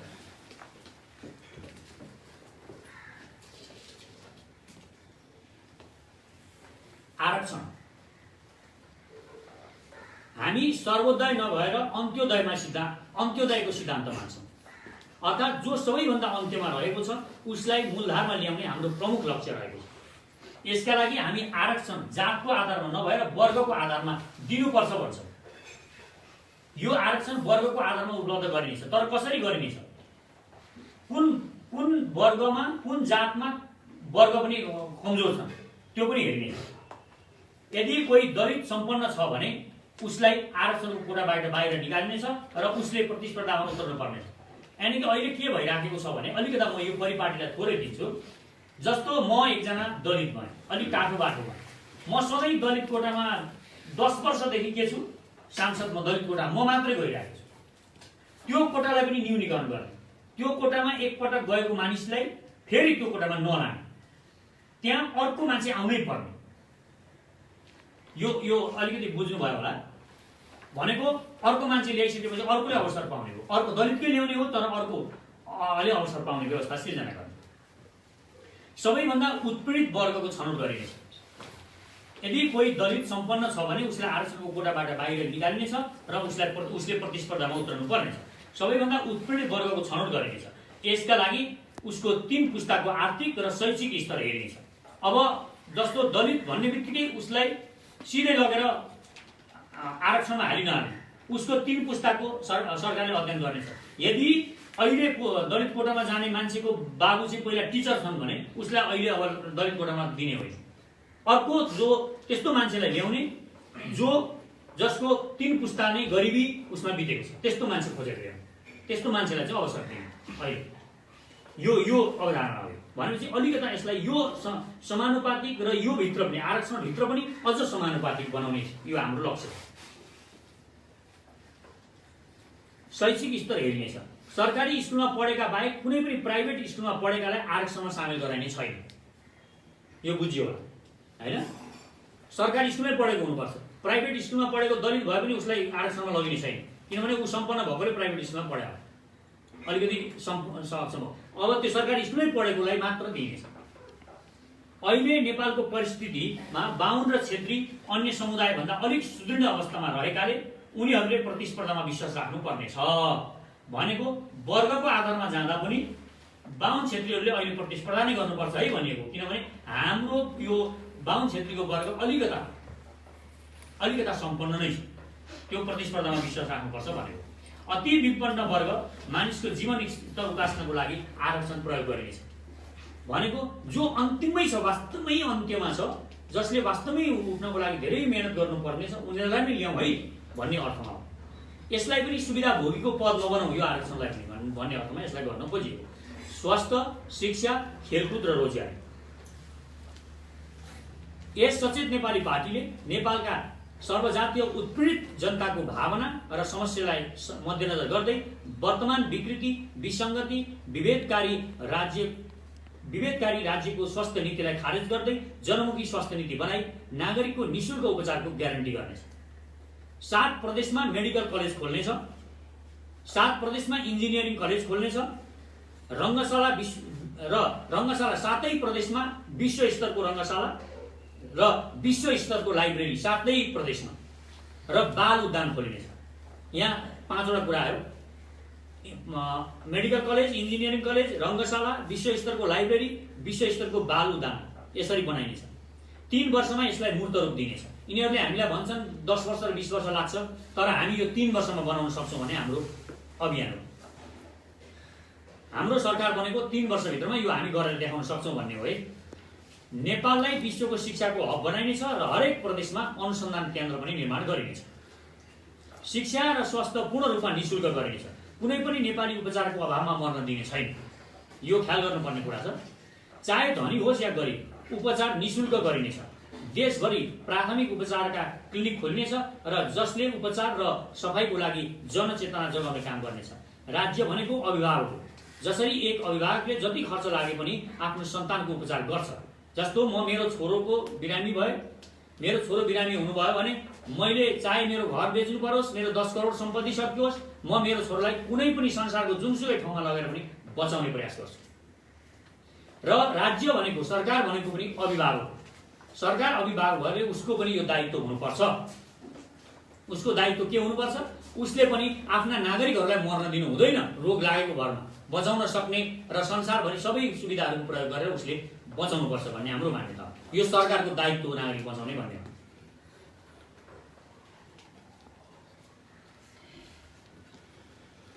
महिनावारी सफाइसँग पनि सम्बन्धित भएकाले र यसका कारणले विभिन्न विकृति, विसङ्गति र कुप्रथाको विकास भएकाले महिलाहरूलाई देशभरि निःशुल्क रूपमा प्याडको वितरण गरिनेछ। रोजगारी नागरिकको अधिकार हो, यसको ग्यारेन्टी राज्यले गर्नेछ। बेरोजगारका लागि सरकारले स्वरोजगार कार्यक्रम तय गर्दै बेरोजगारलाई भत्ताको व्यवस्था गर्नेछ र यसरी बेरोजगार भत्ता लिनेहरूबाट राज्यले आवश्यकता अनुसार श्रमदान पनि लिन सक्नेछ। जस्तो बेरोजगार भत्ता सरकारले दिनुपर्छ भन्ने हाम्रो मान्यता हो। तर दिइसकेपछि कुनै बेला सरकारले केही काम खटायो भने त्यो काम गर्नको लागि त्यो भत्ता लिने मान्छेले तयार हुनुपर्छ। त्यो चाहिँ फेरि हामीले स्पष्ट रूपमा लेखेका छौँ। यातायात र पर्यटन, नेपालभरि महिलालाई यात्राको लागि गाडी भाडा निःशुल्क गरिनेछ। यसले महिलाहरूलाई घुमफिर गर्न सहज हुनेछ र उनीहरू अझ स्वतन्त्रताको भावना आउनेछ। साथै पर्यटनको विकासमा टेवा पुग्नेछ। र महिलालाई मात्र किन भन्ने कुरामा चाहिँ त्यसमा फेरि छलफल गर्न सकिन्छ, छलफल गर्ने। र हाम्रा महिलाहरू अहिले घुम्ने कुराहरूमा पनि निकै हामी पुरुषहरूभन्दा पछि पर्नु भएको छ। पहिला हामीले के भनेका छौँ भने हामी कुनै पनि वर्ग समुदायमा अन्त्योदय सबैभन्दा पछि परेका र संसारमा कुनै पनि जाति, समुदाय, वर्गमा सबैभन्दा बढी उत्पीडन कसलाई हुन्छ? महिलालाई हुन्छ। त्यहाँ पनि त्यो वर्गमा आउनु। त्यसकारण महिलाको उत्थानलाई पहिलो प्राथमिकता दिनुपर्छ। जुनसुकै यो अहिले हामीले भनिरहेको हौँ। राष्ट्रिय सभा खारेज गरिनेछ। वास्तवमा राष्ट्रिय सभा विज्ञ, विद्वान, टेक्नोक्र्याट र चुनावमा खडा नहुनेहरूका लागि बनाइएको सभा थियो। तर यो राजनीतिक प्रणालीले यसलाई दुर्गन्धित बनायो। पार्टीहरूले हरुवा चरुवा, नेता, नेताकी स्वास्नी, गर्लफ्रेन्ड, हुके, बैठके, भ्रष्ट व्यापारी, ठेकेदार, कमिसनखोर, दलाल, राष्ट्रघाती, विदेशी दलाल, लेन्डुपेहरूलाई सांसद बनाउने, पैसा लिने र यसै गरेर उनीहरूले राष्ट्रसभालाई पङ्गु बनाइसकेका छन्। त्यसकारणले गर्दाखेरि भविष्यमा पनि यो निरर्थक नै साबित हुनेछ। यसले कुनै उत्पादक काम गर्न सक्ला भन्ने हामीलाई विश्वास छैन र यो राष्ट्रिय सभा पूर्ण रूपमा खारेज गरिनुपर्छ र हामी एक सदनात्मक व्यवस्था हुनेछ। हाम्रो अहिले 2 सदनात्मक छ, हाम्रो एक सदनात्मक व्यवस्था हुनेछ। प्रतिनिधि सभा र सांसद संख्या, विज्ञ, विद्वान, टेक्नोक्र्याट र चुनावमा खडा नहुनेहरूको लागि केही सिट प्रतिनिधि सभामा नै रिजर्भ राखिनेछ। भनेको मतलब राष्ट्रिय सभामा जुन मान्छे लगिने भनेको त्यो केही प्रतिशत त्यहाँ लगिनेछ, प्रतिनिधि सभामा नै लगिनेछ। सांसद भनेको देशको नियम कानुन बनाउने निकाय भएकाले त्यहाँ अस्वस्थ प्रतिस्पर्धा सधैँ प्रतिपादक हुनुपर्छ। त्यसैले सांसद संख्या प्रत्यक्ष र समानुपातिक दुवैतर्फ गरेर 151 मात्र गर्ने। अहिले 275 चान्चुन छन्, यसलाई 151 मा झार्ने। वर्तमान अवस्थाको सांसद संख्या घटाएर 275 लाई 151 बनाइने र यही अनुपातमा प्रदेश सभाको सांसद संख्या पनि घटाइने। राष्ट्र प्रमुख प्रत्यक्ष निर्वाचित हुनेछ। प्रत्यक्ष निर्वाचित राष्ट्र प्रमुखको परिकल्पना गरेका छौँ हामीले। निर्वाचन प्रणाली, वर्तमान निर्वाचन प्रणाली नागरिकका लागि बोझ बनिरहेको कुरालाई मध्यनजर राख्दै निर्वाचन प्रणाली कम खर्चिलो बनाउनका लागि राष्ट्र प्रमुख, संघीय सांसद, स्थानीय निर्वाचन एकसाथ गरिनेछ। यी तीनटै निर्वाचन एकैसाथ गरिनेछ र यो निर्वाचनको लागि चाहिने बजेट पनि घटाइनेछ। निर्वाचित स्थानीय, अब यहाँनिर अलिकति ध्यान दिनुपर्छ है। निर्वाचित स्थानीय जनप्रतिनिधिबाट, अब अहिलेको व्यवस्था कुन छ तपाईँलाई थाहा छँदैछ होला। निर्वाचित स्थानीय जनप्रतिनिधिबाट मुख्यमन्त्री र प्रदेश सांसदको निर्वाचन एकसाथ गरिनेछ। मुख्यमन्त्रीले आफ्नो स्वविवेकमा प्रदेश सांसदबाट मन्त्री परिषद विस्तार गर्न सक्नेछ। अब हाम्रो कार्यकारी प्रमुख प्रधानमन्त्री रहने र प्रधानमन्त्रीको नियुक्ति प्रत्यक्ष निर्वाचित जनप्रतिनिधिद्वारा गरिनेछ।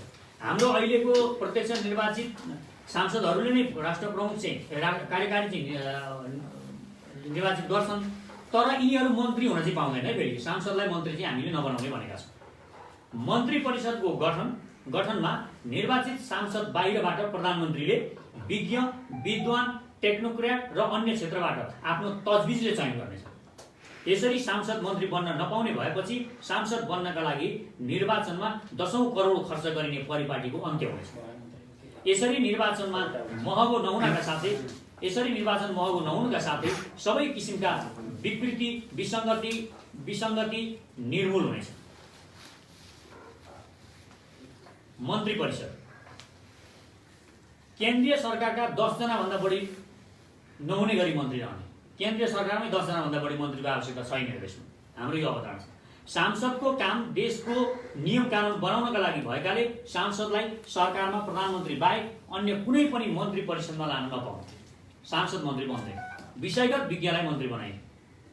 सांसद हुनु भनेको मन्त्री हुनका लागि मात्र जस्तो देखिएकाले निर्वाचनमा अस्वस्थ प्रतिस्पर्धा भएर निर्वाचित हुन 10औं करोड खर्च गर्ने विकृति मौलाएर भ्रष्टाचार चरमोत्कर्षमा पुगेकाले भ्रष्टाचार निर्मूल गर्न यो नीति प्रभावकारी हुनेछ। प्रदेशको प्रत्यक्ष निर्वाचन नगरेर, हामी अहिले प्रत्यक्ष निर्वाचन छ प्रदेशको, हामी त्यो चाहदैनौँ। प्रदेशको प्रत्यक्ष निर्वाचन नगरेर राष्ट्रिय सभाको हैसियतमा विकास गर्ने। यसलाई प्रदेशको प्रतिनिधिलाई सीधा जनताले नभएर गाउँपालिका नगरपालिकाका प्रमुख उपप्रमुख र वार्डाध्यक्षबाट निर्वाचित हुने व्यवस्था गर्ने भनेको पहिला जननिर्वाचित गाउँ स्तरीय निर्वाचन हुन्छ। त्यसपछि त्यहाँबाट तिनै गाउँपालिकाका मेयर र त्यहाँका सदस्यहरूले यो प्रदेश सभाको संसद चुन्छ। उनीहरू त्यहाँ त्यो निर्वाचन हुन्छ। सांसदलाई केन्द्रीय सरकारको मन्त्री बनाउन सक्ने। तर यहाँ चाहिँ केन्द्रको जस्तो हुँदैन। त्यो सांसद नै मन्त्री बन्न पाउँछ। यहाँ चाहिँ फेरि प्रदेशमा छ। किनभने त्यो चाहिँ अब अप्रत्यक्ष रूपमा आइसकेको हुनाले उसको चुनावमा डाइरेक्ट विकृति विसङ्गति उसले गर्न नसक्ने भएको कारणले त्यहाँ चाहिँ हामीले सांसद नै मन्त्री बन्ने, तर केन्द्रमा चाहिँ सांसद मन्त्री नबन्ने भनेका छौँ।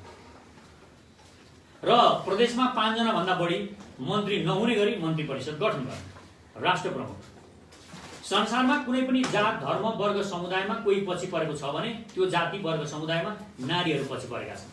र यो राष्ट्र प्रमुखमा चाहिँ हामीले नारीहरूको आत्मविश्वासको विकास गर्नको लागि र महिलाहरू मात्र जानुपर्छ र महिलाहरू पनि अहङ्कारी नहुने र महिलाहरू मात्र जाने, त्यो पनि जातिगत रूपमा जस्तो मङ्गोल जनजातिबाट एकपटक, दलित समुदायबाट एकपटक र आर्यन समुदायबाट एकपटक र मधेस मूलबाट जस्तो थारू राजवंशीहरूबाट एकपटक, यो यसरी रिपिट गर्दै जाने भनेको यो पनि यसरी पनि हेरियोस् भनेर महिलाहरूको मात्र परिकल्पना गरेका छौँ। राष्ट्र प्रमुखमा केवल महिलाहरूको मात्र। यसमा भने तपाईँहरूले आफ्नो विचार दिनुभयो।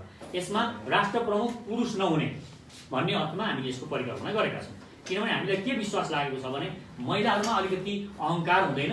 अहङ्कार नभएकोले यो सेरेमोनियल पद पनि हो र सेरेमोनियल पद भएकोले अलिकता महिलाहरूले यो पद लिनुभयो भने यो राष्ट्रको लागि जोड्ने पद हुन सक्छ भन्ने हामीलाई विश्वास लागेको कारणले यसमा हामी छलफल गर्न सक्छौँ।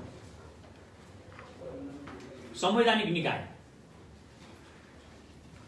अख्तियारदेखि अरू जति पनि संवैधानिक निकाय राष्ट्र प्रमुखको मातहतमा रहने।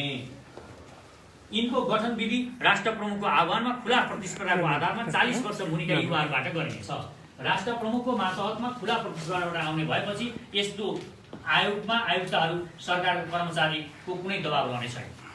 यो बुझियो होला भन्ने मलाई लाग्छ। यहाँ खुल्ला अहिले चाहिँ के छ भने कर्मचारी मस्त पहिला जागिर खाइसक्छ, यता पनि भ्रष्टाचार गर्छ, उता पनि गोजीमा पैसा हाल्छ, विदेशमा लगेर थन्क्याउँछ, अनि फेरि त्यो पैसाको बलमा प्रयोग गरेर अनि त्यही कर्मचारी फेरि भूमि कर्मचारीलाई लगेर अख्तियारमा राखिन्छ। यिनीहरूले देशको भ्रष्टाचार रोक्न सक्दैनन्। 1000 वर्षमा पनि यसरी भ्रष्टाचार रोकिँदैन। अब हामी खुल्ला प्रतिस्पर्धा, यसलाई चाहिँ हामीले के पनि भनेका छौँ भने अर्को दुईटा विकल्प दिएका छौँ हामीले, कि खुल्ला प्रतिस्पर्धा कि राष्ट्र प्रमुख जो प्रत्यक्ष निर्वाचित भएको कारणले राष्ट्र प्रमुखले सिधै छाड्ने, यो दुईटा विकल्प हामीले यसमा ल्याएका छौँ। राष्ट्रिय विशेष अदालत राष्ट्र प्रमुखको मातहतमा रहने गरी 40 वर्ष मुनिका युवाबाट एक राष्ट्रिय विशेष अदालतको गठन गरिन्छ। यसमा 40 वर्ष र केही विज्ञहरूलाई पनि लिने भनेका छौँ हामीले, 40 वर्षदेखि माथिकालाई। यस विशेष अदालतले सेना अदालतभित्रको भ्रष्टाचार छानबिन गर्नुका साथै राष्ट्रघाती, राष्ट्र विखण्डनकारी, जातिवादी, साम्प्रदायिक, धार्मिक र आतंकवादी मुद्दा हेर्नेछ। न्याय ढिलो दिनु पनि नदिनु जस्तै हुने भएकाले कुनै पनि मुद्दा वर्षौं झुलाउन पाइने छैन। यदि कुनै पनि मुद्दा वर्षौं झुलेको जस्तो अवस्था आयो र प्रमाण हुँदाहुँदै पनि त्यसको निर्णय गरिएन भने त्यो व्यक्तिले सिधै विशेष अदालतमा गएर त्यो जसले झुलाइरहेको छ त्यो न्यायाधीशको विरुद्धमा उजुरी गर्न सक्ने, यो हामीले बनाएका छौँ। ग्रेटर नेपाल सचेत नेपालीको अन्तिम लक्ष्य ग्रेटर नेपाल हुनेछ र नेपाललाई फेरि महान बनाउनको लागि जेसुकै बलिदान दिन पनि हामी तयार रहनेछौँ। सचेत नेपालीको लागि आफ्नो जीवन, परिवार, समुदाय, जाति र वर्ग सबैभन्दा पनि माथि आफ्नो राष्ट्र हुनेछ। अर्थात् आफू र आफ्नो जाति, आफ्नो परिवारभन्दा माथि राष्ट्र हुनेछ र हाम्रो अन्तिम लक्ष्य ग्रेटर नेपाल हुनेछ। ब्युरोक्रेसी, हामी जनताले पनि भुल गरेका छौँ। प्रजातन्त्र आयो, जनताको शासन आयो, अब त नेताले राम्रोसँगले काम गर्छन् भनेर हामी सत्तातिर ध्यान दिन छोडेर आफ्नै रोजीरोटीमा मस्त रहे। नेताले अब कर्मचारी तन्त्रलाई ठिक गरेर भ्रष्टाचार उन्मूलन गर्लान् भनेको, तर भ्रष्ट ब्युरोक्रेट्सले हाम्रा सबै नेतालाई भ्रष्ट बनाइदिए र जनताका नेताहरू नेता नभएर तिनै कर्मचारीको अर्को हाकिम जस्तो मात्र हुन पुग्यो। डेमोक्रेसी आयो, तर देश ब्युरोक्रेसीले नै चलाइरहेको छ अहिले। आखिर देश कर्मचारीले मात्र चलाउने भए किन यत्रा चुनाव गरेर यी नेताहरूलाई लगिरहने? यो कुनै आवश्यक पर्यो? यत्रो खर्च किन गर्नु पर्यो? त्यसैले भोट दिएर ढुक्कले हामी बस्न मिल्दैन, चियो चर्चो गरिरहनुपर्छ। यसका लागि कर्मचारीको कार्यकाल केवल 12 वर्ष मात्र बनाउने भनेका छौँ हामी। कुनै पनि कर्मचारीको कार्यकाल 12 वर्ष मात्र हुन्छ र 12 वर्षपछि सबै तहका कर्मचारीहरूलाई निकालिनेछ र नयाँ कर्मचारीको भर्ना गरिनेछ र यो खुला प्रतिस्पर्धाबाट लिनेछ र यी कर्मचारीहरूलाई 12 वर्षमा कुनै पनि प्रकारको पेन्सन सुविधा दिइने छैन। सेक्रेटरी चाहिँ कुनै पनि सरकारी पदमा रहने व्यक्तिले निजी सचिवमा आफ्नो श्रीमतीका तर्फबाट 7 पुस्ताभित्रको मानिसलाई राख्न पाउने छैन, आफ्नो तर्फबाट र श्रीमतीको तर्फबाट। किनभने अहिले सबैभन्दा यो भ्रष्टाचारको जड भनेको चाहिँ तपाईँ पदमा पुग्नुभयो, तपाईँ पदमा मेयर हुनुभयो, मेयर भएपछि आफ्नो सेक्रेटरी चाहिँ साली ल्याएर राख्ने अथवा सालीको छोरी ल्याएर राख्ने, यो परिपाटी छ। र मन्त्रीका पनि हेर्नुहोस्, अहिले सबका कोही साला, साली, भाइ, भतिजा यस्तै सेक्रेटरी छन्। यी भ्रष्टाचारका मुख्य बीज यिनीहरू हो। यहीँबाट उनीहरूलाई सजिलो छ। त्यहाँ पार्टीले नै पठाउँछ सेक्रेटरी, हाम्रो चाहिँ पार्टीले नै पठाउँछ। त्यहाँ पार्टीले पठाउँछ। पार्टीले पठाइसकेपछि कुन मन्त्रीले के गर्दैछ, भोलि हाम्रो मन्त्रीले, हाम्रो मेयरले के गर्दैछ, पार्टीलाई सम्पूर्ण रूपमा अवगत हुन्छ। आधा भ्रष्टाचार त्यहीबाट रोकिन्छ भन्ने हाम्रो मान्नु।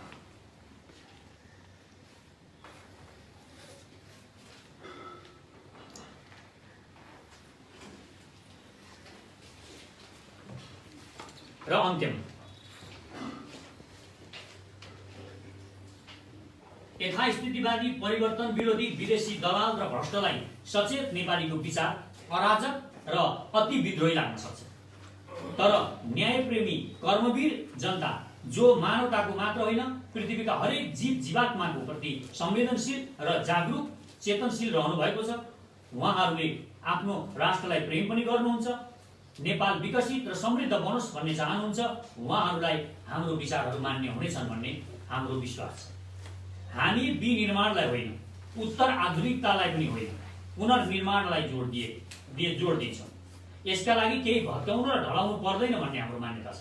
नियमभित्र छिरेर परिवर्तन गरेर हामी सिस्टमभित्र छिरेर आफै परिवर्तन गर्न सक्छौँ भन्ने हामीले लाग्छ। जस्तो एउटा पर्खालमा उम्रिएको पिपललाई हेर्नुहोस्, तपाईँ एउटा पर्खालमा तपाईँ पिपलको बीज लगेर राखिदिनुहोस्, त्यो पिपलले आफ्नो अस्तित्व त्यही पर्खालमा निर्माण गर्छ, त्यही उसले आफू जराहरू फैलाउँछ र त्यही बढेर विशाल हुन्छ, पछि भुइँसम्म पनि जरा फैलाउँछ।